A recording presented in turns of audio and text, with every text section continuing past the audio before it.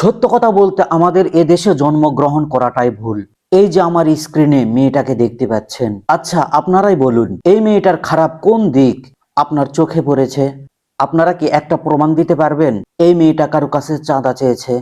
আপনারা কি প্রমাণ দিতে পারবেন এই মেয়েটা জুলাই যোদ্ধা হয়েও লাইফস্টাইল জীবন কাটাচ্ছে?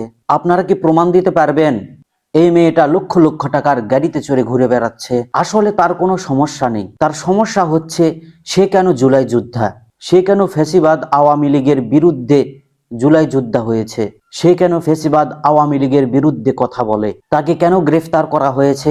কারণ তাকে কুপ্রস্তাব দেওয়া হয়েছে, সে কেন সেই কুপ্রস্তাবে রাজি হয়নি? তো এই হচ্ছে আমার বাংলাদেশ। সত্য কথার ভাত নেই, সঠিক মানুষের দেশে জায়গা নেই। যারা এ দেশে জুলাই যোদ্ধা আছে তাদের প্রত্যেকের জীবন খুব সংকটের ভেতর আছে। কোনো জুলাই যোদ্ধাকে এ বাংলাদেশে বেঁচে থাকতে দিবে না। যেভাবেই হোক এ বাংলাদেশ থেকে প্রতিটা জুলাই যোদ্ধাকে হত্যা করা হবে, অথবা জুলাই যোদ্ধাদেরকে বিভিন্ন মামলা দিয়ে তাদেরকে জেলে আটকে রাখা হবে। এই সব কিছু থেকে মুক্তি পেতে একটাই পথ, নতুন করে সংগ্রাম করে বাংলাদেশ থেকে যতগুলো ভারতের এজেন্ট এবং আওয়ামী লীগের দালাল আছে এবং পুলিশ প্রশাসন আছে, এদেরকে যতক্ষণ পর্যন্ত ছাঁটাই না করা হবে ততক্ষণ পর্যন্ত এ বাংলাদেশ স্থিতিশীল হবে না। প্রত্যেকের নিরাপত্তার জন্য হলেও ভিডিওটা অবশ্যই শেয়ার করবেন।